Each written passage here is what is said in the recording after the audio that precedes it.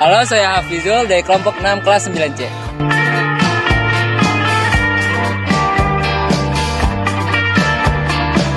Halo, saya Fadli dari kelompok 6 kelas 9C.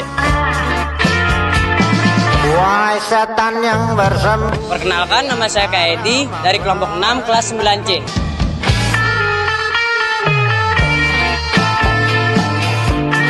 Nama saya Natania, kelompok 6 dari kelas 9C.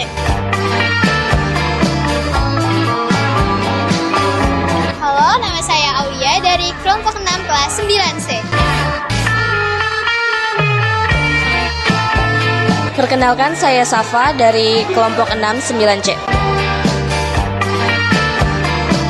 Halo semuanya, kembali lagi di podcast horor kita kali ini.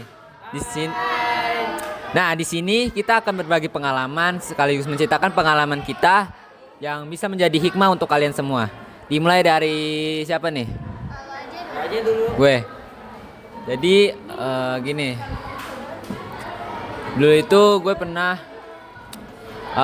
kakak gue tuh dulu tuh waktu masih kecil pernah dimandiin sama keluarga mama gue. Nah, terus otomatis papa gue marah dong, ya kan? Karena anak ceweknya kan pasti nggak, papa gue pasti inilah marah kalau misalnya ada anak ceweknya yang dimandiin malam-malam tanpa sepengetahuan bapak gue. Apa? Tadi kan maksudnya gimana nih? Tadi kan lo bilang ya, bayi siapa yang dimandiin? Kakak gue waktu masih kecil. Kakak lo waktu kecil. Iya. Nah, kenapa bisa sampai nggak sepengetahuan bapak lu? Nah, itu tuh gue kurang tahu, tapi kata bapak gue nggak tahu. Katanya dia kayaknya habis pulang dari kerja, tiba-tiba ngeliat kakak gue dimandiin, terus marah.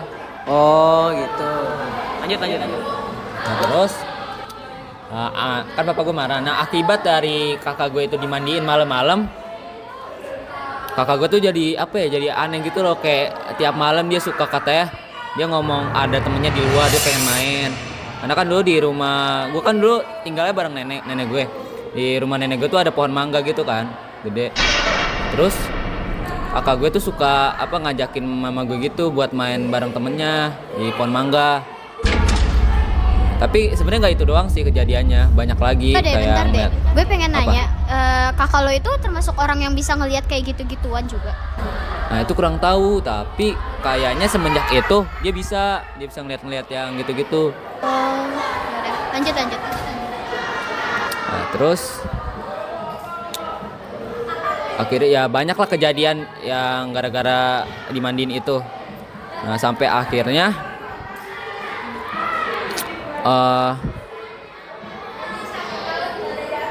ada teman bapak gue kan, bapak gue kan kadang ngeliat kakak gue begitu, akhirnya dia manggil temennya yang bisa, nggak tahu apa ya namanya ya, kayak menghilangkan itunya lah, ya kan?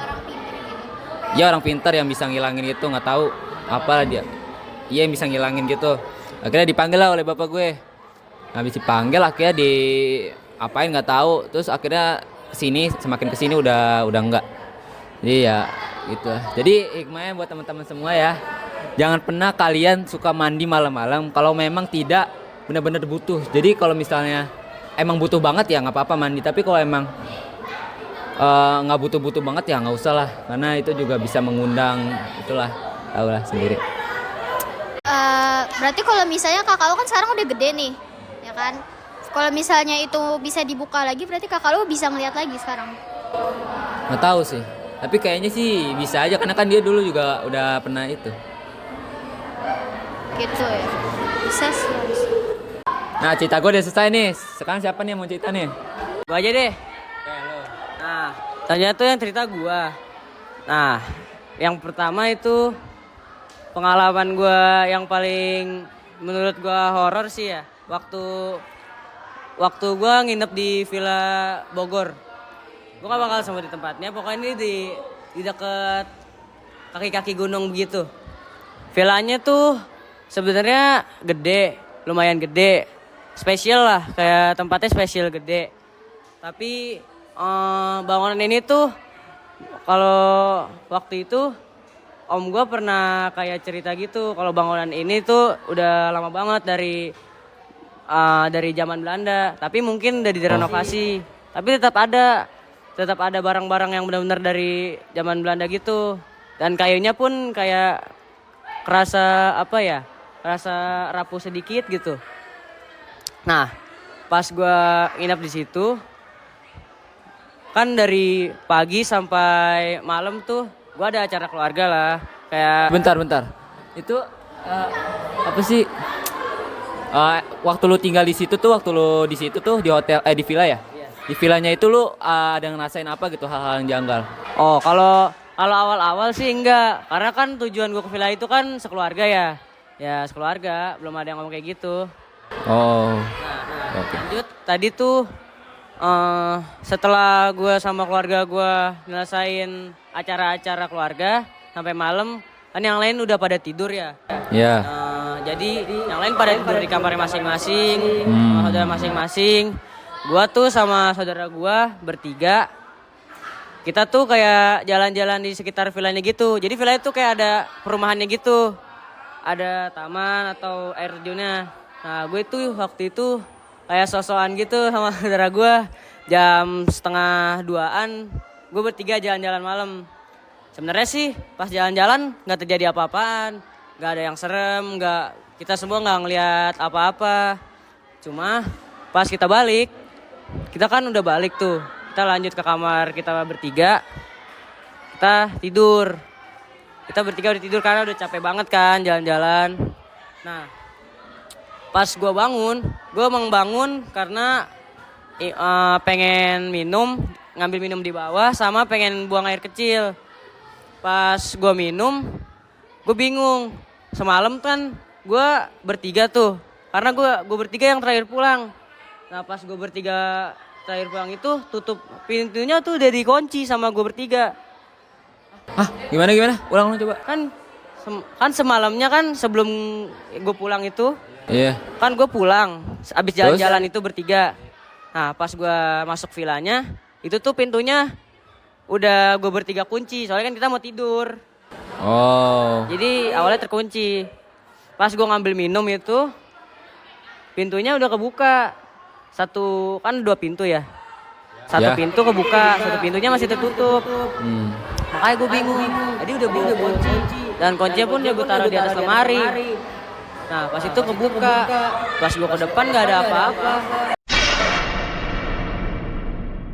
Gue bingung, gak ada yang keluar, masa iya sih ada yang bangun. Ya, padahal dari tadi sepi. Itu gue tutup lah pintunya, gue nggak mau ngerasa aneh-aneh lah. Biarin aja, gue cuma pengen minum. Habis gue minum, gue kunci lagi pintunya, gue taruh, gue kamar mandi.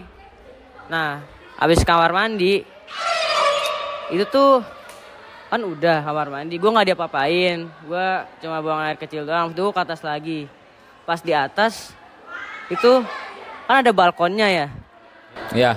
kayak villa-villa balkon gitu. Villa pasti ada. Nah tadinya tuh ada om gue yang lagi ngopi nyantai doang sendirian sambil nge-scroll TikTok gitu. Tapi itu tadi pas jam 11. Sekarang tuh terakhir tadi gue lihat pas gue pulang, gue lewat kamar om gue udah tidur. Tapi pas gue abis buang air kecil jam 4 ini, itu tuh ada om gue di atas lagi ngopi. Padahal pengetahuan gue tadi tuh terakhir dia ngopi jam 11. Dan pas gue pulang udah gak ada. Udah tidur ya? Iya, pas gue pulang dia udah tidur di kamar. Waktu itu langsung kayak takut sih. Gue gak tahu mau ngapain soalnya gue kan sendirian ya. Emang mama lu udah tidur ya? Mama gue sama saudara-saudara gue yang lain beda kamar. Jadi gue di atas tuh sama saudara gue doang. Nah abis itu gue kayak kabur ngebret gitu. Bagus sih.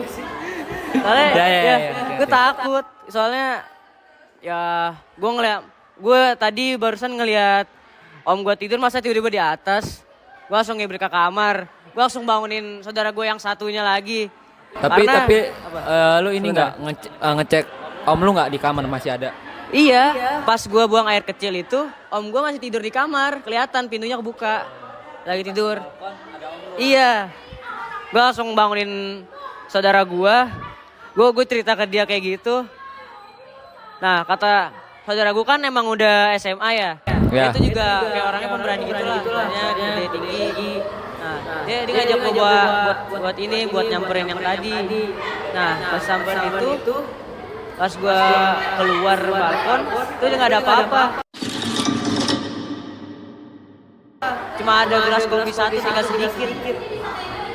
Terus sih gue nggak tahu ya. Habis itu kan langsung udah gue cuma takut sedikit sih. Nah udah iya, tidur. Apa?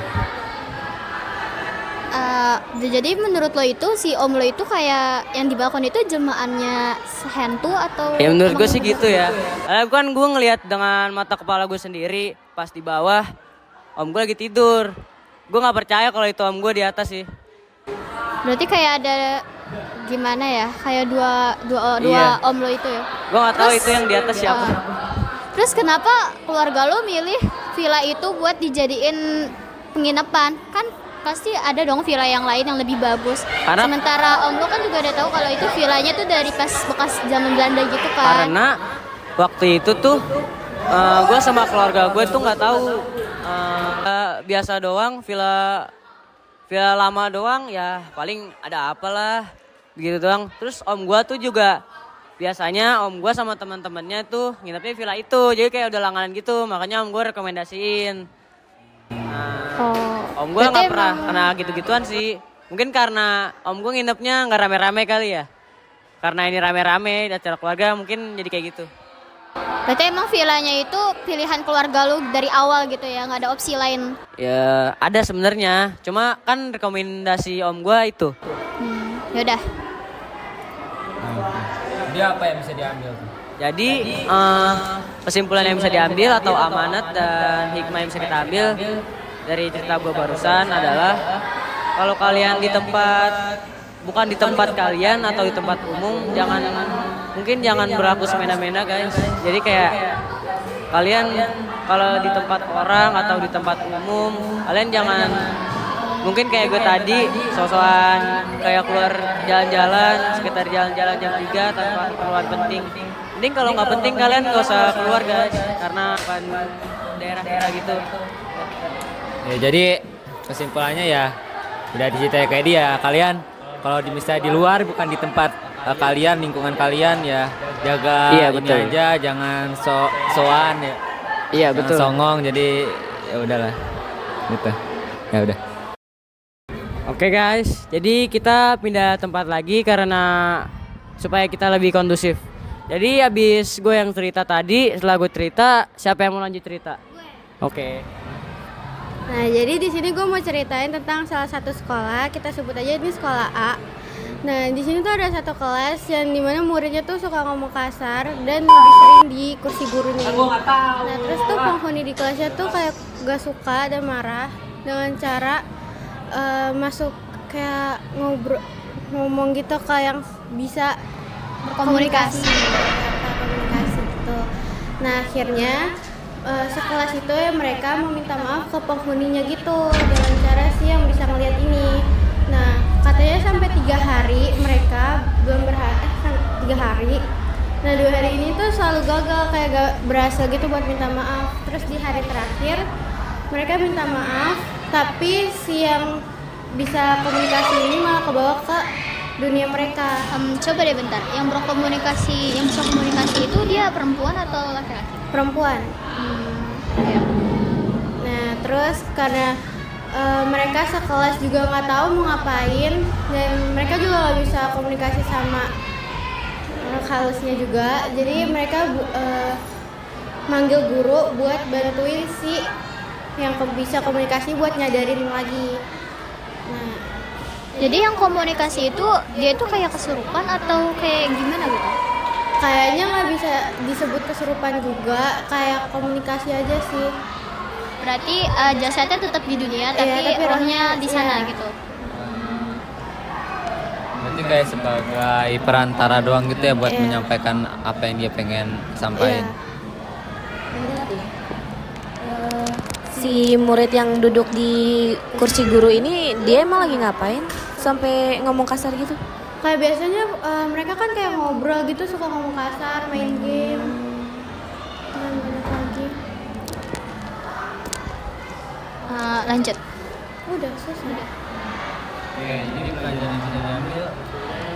Pelajarannya tuh kita kayak gak boleh ngomong sembarangan, walaupun kita sering di tempat yang sama, kita juga gak boleh ngomong sembarangan lah pokoknya intinya. Berarti jaga sikap ya, Iya, jaga jaga sikap, jangan jaga sikap. Udah. Oke semuanya, itu dia pengalaman-pengalaman dari kita masing-masing, ya kan? Sebenarnya masih banyak pengalaman yang bisa kita ceritakan, tapi karena durasinya bisa panjang, jadi kita ya cukup 3 pengalaman saja ya. Oke, sekian dari kami. Kurang lebih mohon maaf. Jangan lupa like, comment, and subscribe. Sekian dari kami. Sampai jumpa di. Dadah. Dadah.